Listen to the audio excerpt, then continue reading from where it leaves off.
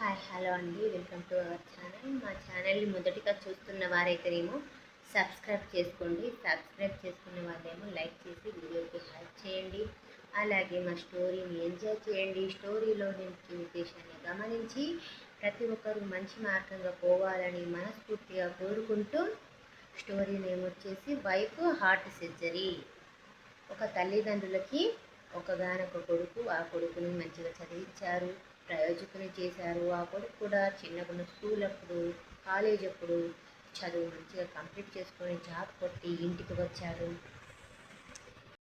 కొడుకు జాబ్ సంపాదించినందుకు తల్లిదండ్రుల సంతోషానికి అవతులు లేవు. చిన్నగున్నప్పటి నుండి వాళ్ళు చెప్తామన్న వాళ్ళ మనసులో మాట చెప్పారు. మీ మేనత్త కూతుర్ని నువ్వు పెళ్లి చేసుకోవాలరా, మేము మాట ఇచ్చాము అక్కడ.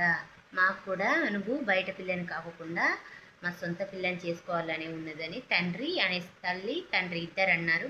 అనేసరికి అయినా లేదమ్మా, నేను బయట పిల్లని చేసుకుంటాను, నేను మేనరికం చేసుకోను, మేనరికం చేసుకోవడం వల్ల పిల్లలు మంచిగా పుట్టరు, అయినా నాకు మేనరికం ఇష్టం లేదు, చేసుకోనని వాళ్ళకు చెప్పేసేయండి అని ఆయన చెప్పాడు. సరేలే, వాడు కొంత సమయం తీసుకున్నాక వాడి మనసుని మళ్ళీ మార్చుదాము మనం అని తల్లిదండ్రి అనుకుంటారు. ఆయన జాబ్కి పోయాడు. జాబ్కి పోయిన అక్కడ ఊరిలో ఒక అమ్మాయిని ఇష్టపడ్డాడు. ఆమె కూడా ఇంట్లో ఒక్క బిడ్డే. ఆమెను గారాబంగా చదివారు. ఆమె కూడా క్లవర్ స్టూడెంటే. ఆమె కూడా అతను చేసే దాంట్లోనే ఉద్యోగం చేస్తుంది. ఆయన కింద జాబ్ చేస్తుంది. ఆమెను ఇష్టపడ్డాడు. ఆమెను పెళ్లి చేసుకొని ఇంటికి తీసుకొని వచ్చి అమ్మ నాన్న మీ కోడలు ఎలా ఉంది అని వాళ్ళని అడిగేసరికి మాకు ఇష్టమైన పిల్లని పెళ్లి చేసుకోకుండా నువ్వు బయట పిల్లని తెచ్చి చేసుకున్నావా, నువ్వు ఇక్కడ నుండి వెళ్ళిపో, మా ఇంట్లో ఉండొద్దు, నువ్వు మేము చచ్చిన వాళ్ళం అనుకో అని అనేశారు. ఆ ఊర్లోని ఆ పిల్ల తల్లిదండ్రి ఇల్లు ఉన్నది. ఆమె భర్తతోటి వాళ్ళ అమ్మ నాన్న దగ్గరికి పోయి అక్కడే ఉండసాగింది. ఒకరోజు చికెన్ తెద్దామని షాప్కు వెళ్ళేసరికి అత్త తారసపడింది. ఒకే ఊరు కదా, ఒకానొక సందర్భంలో ఎదురుపడతారు. అత్త తారసపడింది.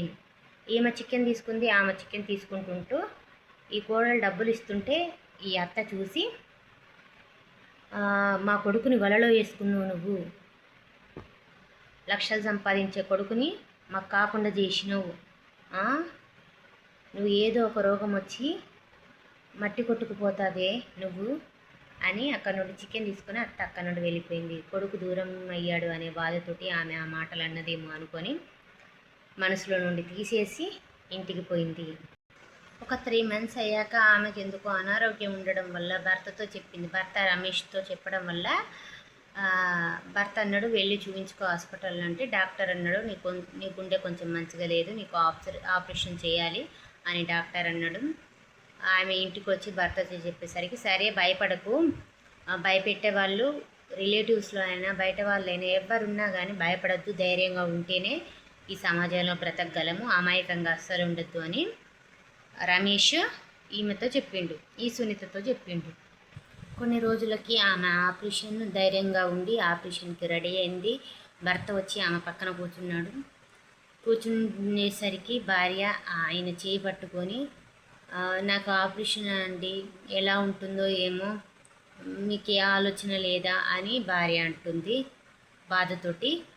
అప్పుడు భర్త అంటాడు, నీకేం కాదు, నువ్వు ఆరోగ్యంగానే బ్రతికి బయటకు వస్తావు, ఏం కాదు, బాధపడకు, ధైర్యంగా ఉండు, నేను నీ పక్కనే ఉంటాగా ఎప్పటికీ అని అక్కడ నుండి వెళ్ళిపోతాడు.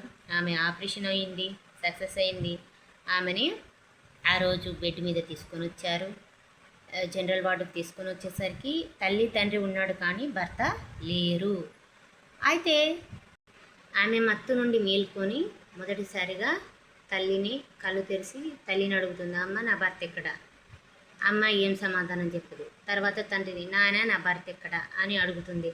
అప్పుడు నాన్న వణుకుతున్న గొంతుతోటి, అమ్మ నీ గుండె పాడైంది, నీకు కొత్త గుండె పెట్టాలి అని డాక్టర్ అన్నాడు, మీ ఆయనే నీకు గుండె ఇచ్చి నేను బ్రతికిచ్చి ఆయన చనిపోయాడమ్మా, ఆయన కలియడు, నీ పేరు మీద ఒక ఇల్లుని కొంత ఆస్తిని రాసి ఆయన వెళ్ళిపోయాడమ్మా.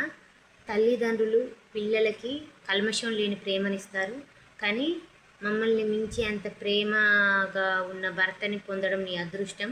కానీ దేవుడు కన్ను పెట్టిండు, చూసినవా అమ్మ, ఆయనని నీకు కాకుండా చేసి తీసుకొని పోయాడు అని తండ్రి వణుకుతున్న గొంతుతో బిడ్డకు చెప్పేసరికి ఆ కూతురు ఏడుస్తుంది. ఏడ్చేసరికి ఆమె మనసులో నుండి కొంత ధ్వని, ఆ భర్త ధ్వని మాట్లాడినట్టు శబ్దం వస్తుంది. ఏమనంటే, పిచ్చిదానా ఎందుకు ఏడుస్తున్నావు, నీ పక్కనే ఉంటా అన్నాను కదా, నేనే నువ్వనుకోని బ్రతుకు, సమాజంలో భయపడకు, మంచిగా బ్రతుకు అని చెప్పింది. స్పందన విని బాధపడుతుంది. లోతైన సందేశం ఏంటి అంటే, భర్త బ్రతికుండగానే భార్య పక్కతో పోయే చెడు మార్గంలో పోయే ఆడవాళ్ళకి కానీ, భార్య బ్రతికుండగానే చెడు మార్గంలో పోయే భర్తలు కానీ ఈ స్టోరీని ఆదర్శంగా తీసుకోవాలి. భర్త ప్రాణం పోతుంటే భార్య ప్రాణం ఇచ్చి కాపాడేటట్టుగా ఉండాలి. భార్య ప్రాణం పోతుంటే భర్త ప్రాణం ఇచ్చి కాపాడేటట్టుగా ఉండాలి. ఇద్దరి వైపు తప్పులున్నా కానీ చంపుకునే స్థాయికి ఎవరూ పోవద్దు. భర్త కానీ భార్య కానీ పోకూడదు. ఈ స్టోరీలో భర్త భార్యలు ఎలా అన్యోన్యంగా ఉన్నారో భర్త భార్య అలానే ఉండాలి. చెడు మార్గంలో పోయే వాళ్ళకి పిల్లల కోసమే వాళ్ళు బ్రతుకుతారు. అలా కాకుండా ఈ స్టోరీలో ముఖ్య ఉద్దేశాన్ని గమనించి అలా ఉన్న వాళ్ళు ఈ స్టోరీని మారాలి అనే ఉద్దేశంతో నేను ఈ వీడియో చేశాను. వీడియో నచ్చినట్టయితే లైక్ అండ్ సబ్స్క్రైబ్ చేయండి. మీరు లైక్ అండ్ సబ్స్క్రైబ్ చేయడం వల్ల ఈ స్టోరీలోని ముఖ్య ఉద్దేశాన్ని ప్రతి ఒక్కరు భార్యాభర్తలు గమనించి మంచి మార్గంలో ముందుకు పోతూ సంతోషంగా ఉండాలని కోరుకుంటున్నాను. నాకు ఈ ఆపర్చునిటీ ఇచ్చిన యూట్యూబ్ ఛానల్ వాళ్ళకి థ్యాంక్ యూ వెరీ మచ్.